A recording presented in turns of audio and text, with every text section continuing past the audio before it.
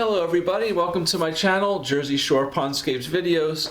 My name is Chris and today we're talking about something that really gets overlooked a lot when we're building and designing a pond. We're going to look at the life, the environment, right? The whole ecosystem that we're creating when we construct a pond. So yeah, it's something that gets overlooked a lot when we're talking about building and designing a pond, putting in a new pond. You know, we're worried about the size of the liner, the pumps, the skimmers, the UV lights, all the mechanical stuff, right? So today in this video, we want to get away from all that mechanical stuff. And we want to talk about the life that your pond is supporting in it and around it, okay? It's really something awesome to think about, and it's amazing, and I hope everybody that has a pond takes the time to sit by their pond and just observe, right? Observe what's going on around the pond. See the life that this pond attracts into your backyard. It's really pretty awesome, okay? So, you know, when we're building a pond, we're thinking about all these pumps and filters and all this stuff, right? Our main purpose generally is to keep the pond clean, right? We want to keep the water clear, keep the pond clean. Absolutely, right? But what is that really doing? Right? It's creating a healthy environment. It's creating an environment that's going to be able to support the life that we're putting in it. All our plants, our water lilies, our fish, right? The frogs, everything that live in this pond depend on the filtration system and us to keep them alive, basically, right? So that's what we want to discuss today, all right? This whole environment that you're creating in your yard. So one aspect of that I really want you to think about is that when you build this pond, it itself is an aquatic ecosystem, okay? But that pond, that ecosystem in your pond directly is related to the ecosystem in your backyard, which is directly related to the ecosystem in your neighborhood, in your town, in your state, etc., right? It's all connected. And that kind of sounds kind of funny, but I want to give you an example of something. Years ago, I had a pond, you know, in my yard, and every spring I would see these migratory birds in my yard that I would never see any other time in the season.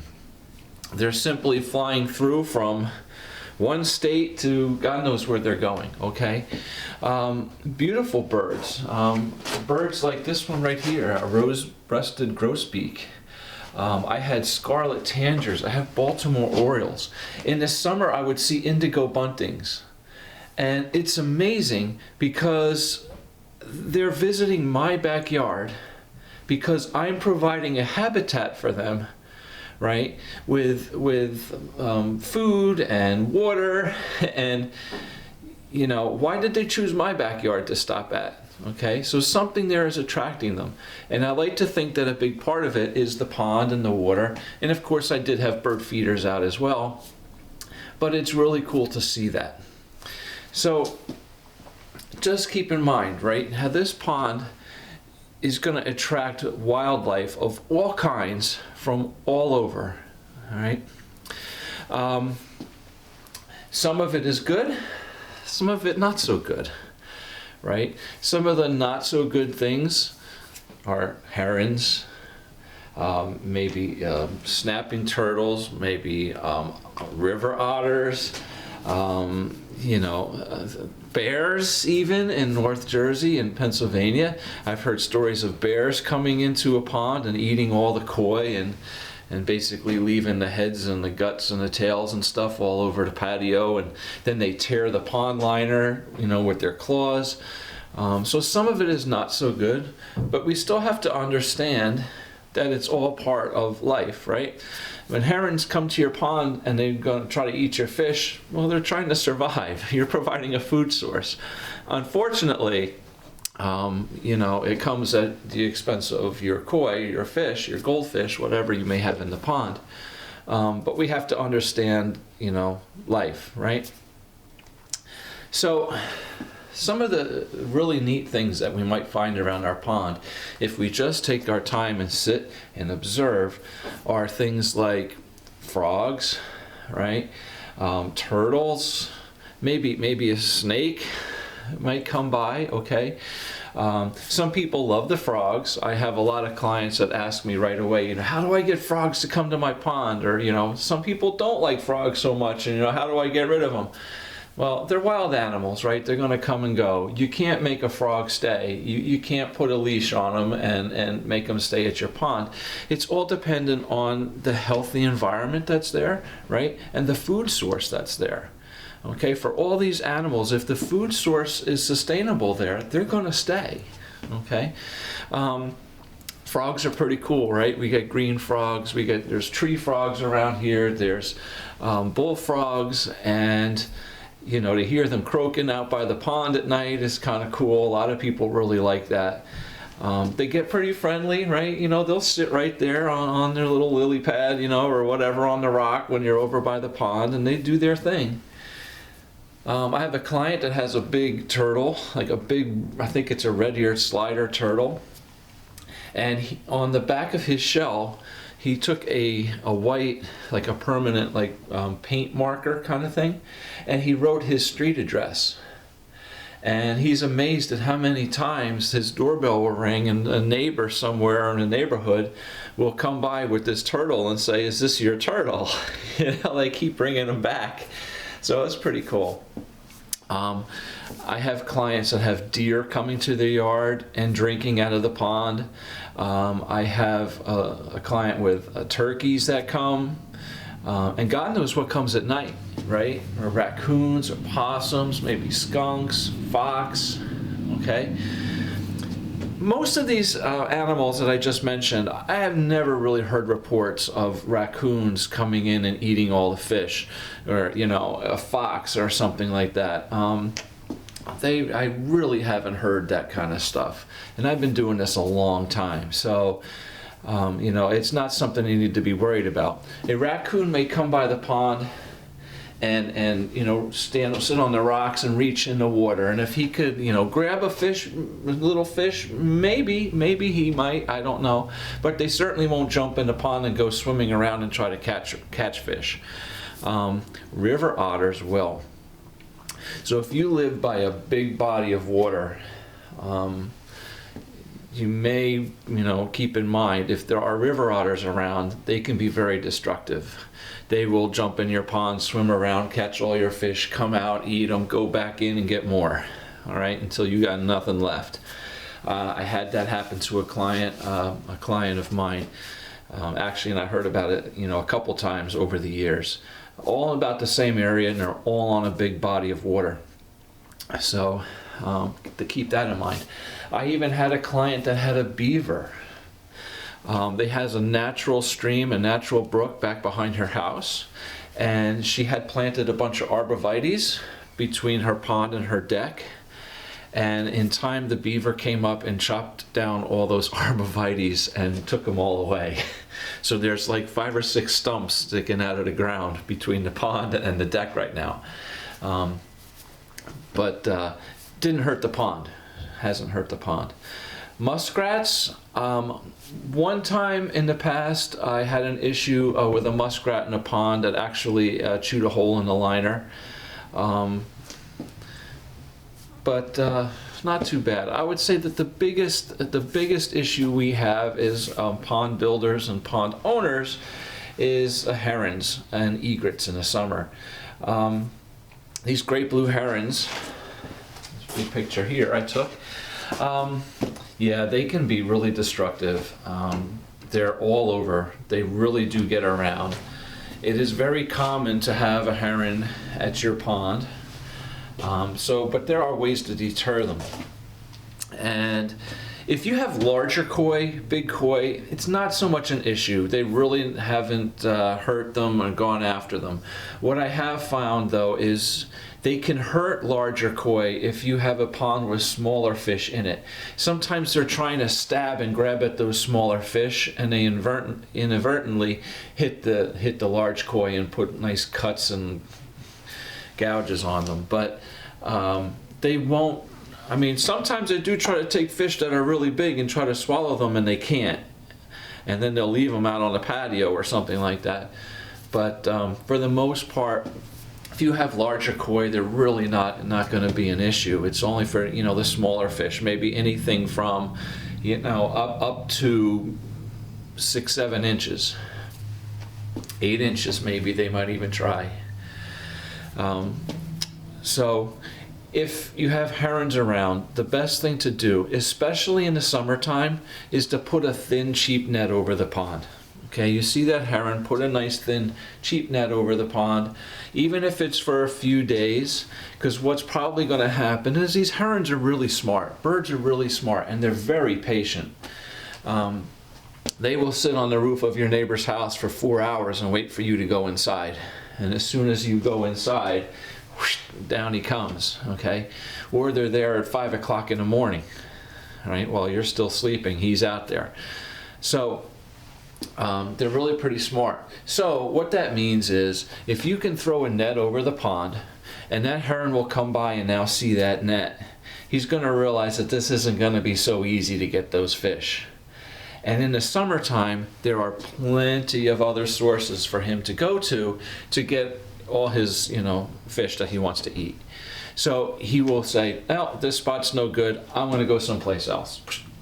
And typically they go.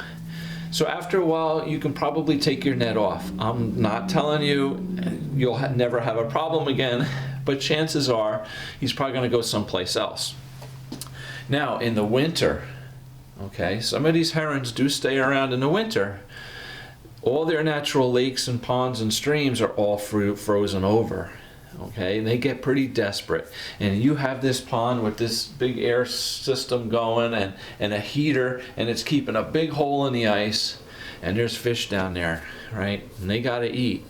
So they really get pretty desperate. So for all my clients, in the fall, I put netting on the ponds. I cover the ponds up with nets to keep the leaves out of it, basically. But I keep that net on all winter. I just leave it on the pond. For one thing, it keeps the pond cleaner, so come spring, it's as clean as it was in the fall. But two, it also helps protect against the herons through the winter time as well. Okay? So yeah, they're definitely a nuisance. A couple other things we can do to keep herons out is use monofilament fishing line. You know, the clear fishing line. We can run strings across the top of the pond, and we can put stakes in the pond around it, around the pond, and run a couple lines all around the perimeter. That helps. One, the strings across the pond help them from not being able to fly in and land, you know, on your pond. But also, if he lands on the lawn and he's going to walk up to the pond, he's going to walk up to this perimeter, right? This barrier, basically like a little fence out of monofilament fishing line around your pond. Yeah, it's not the most attractive thing to have to do, but it works. It's going to save your fish, you know. So another thing is they sell these motion detectors that are attached to a garden hose and have a sprinkler on it, right? So you set this up by your pond, you have it facing your pond, and if the bird happens to land anywhere near the pond or there's movement, it sets off the sprinkler. So, you know, this thing sprays, and they actually work pretty well. The problem is you just have to remember that you have it there. I get surprised by it a lot. I go to people's ponds, you know, if I'm doing a maintenance on their pond and cleaning the filter or whatever I'm doing, and I just, you know, I don't know it's there, and I walk up to the pond and all of a sudden I'm getting sprayed. So we just, you know, turn a little valve off or something on the hose or on the unit. But those work really well as well.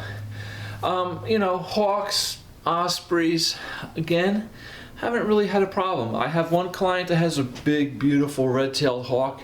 He flies down to the pond quite often, and he jumps on this big pot that's in the water where we used to have a plant, and it's just a couple inches underwater, and he comes on that pot, and he ruffles his feathers, and he takes a bath. Then he jumps off the pot back onto the rocks on the side of the pond. He shakes and ruffles his feathers and shakes all the water off and flies off. He's never hurt a fish. He's never touched a fish. Okay, so ospreys, yeah, they're capable of, but in a small pond, you probably don't have a lot of room to come diving down to catch fish, or there's trees around and stuff like that. So in a big open body of water, I think they would prefer to hunt there. Haven't really had any kind of issues with that. You can get snapping turtles, right? If you have a natural pond or lake or stream somewhere nearby, you might find a snapping turtle. They could come after the fish a little bit and nip at them, especially small fish. They might try to eat a couple. They are really nasty, so if you're trying to net these things out of your pond, and some of them get big, all right? They do get really nasty and they do get pretty aggressive. So just be careful if you're trying to remove one of these. But then we have other instances like, a pair of doves that used to come to my pond every night. They would fly down on top of the waterfall, the pair, and they get their drink of water just as, the sun's going down. It's getting late at night.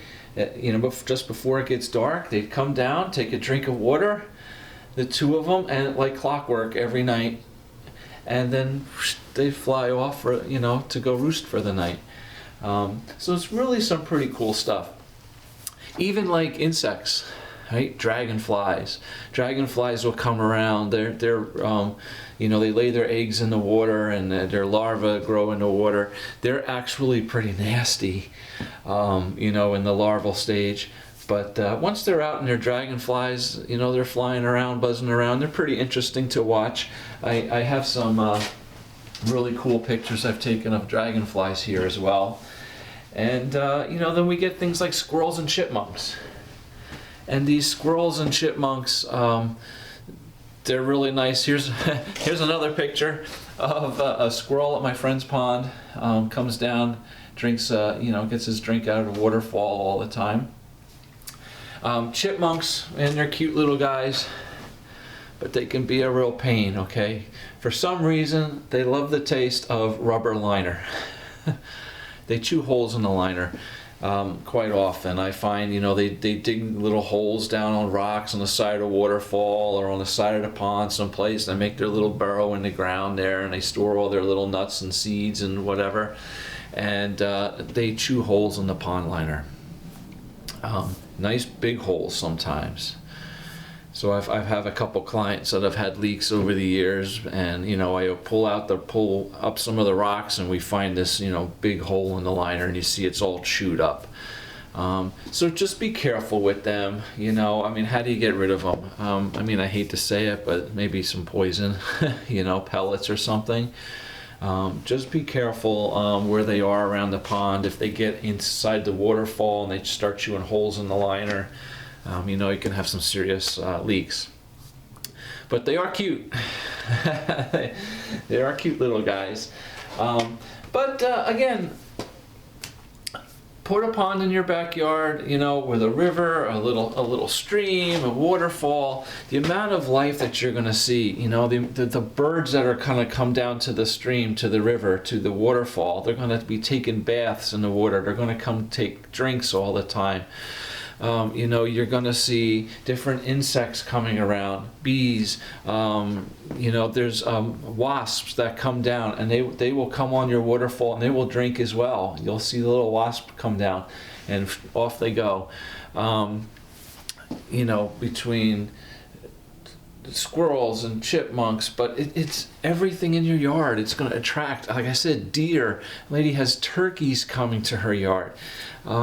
It's really amazing, right? It's really quite amazing, this whole ecosystem that becomes dependent on this water source, this pond that you have here in your backyard. So again, some of it's good, some of it's bad, but overall it's pretty amazing just to sit and relax and listen to the sound of the running water on your waterfall and watch these animals come, and birds and stuff come to your pond and visit. And It's really pretty cool. All right. So that being said, I think we're about done. I think we can wrap up here. I'm not going to keep rambling on. Keep it in mind if you're designing a pond and building a pond in an area in your backyard, right? Put it in a nice area where animals can come freely, and you know, you can sit and enjoy their presence as well. All right. Great. Thanks for watching. Please hit the like button if you enjoyed the video. Hit subscribe if you're interested in a lot more videos from this channel. We're going to be doing a whole mess of videos on all kinds of topics. And check out my channel, my website, pondscapesandmore.com. I have a ton of pictures and descriptions of work and ponds I've done over the years. And you can see some nice pictures and hopefully get inspired by all that. And thanks for checking out the video, and hopefully we'll see you again soon. Take care.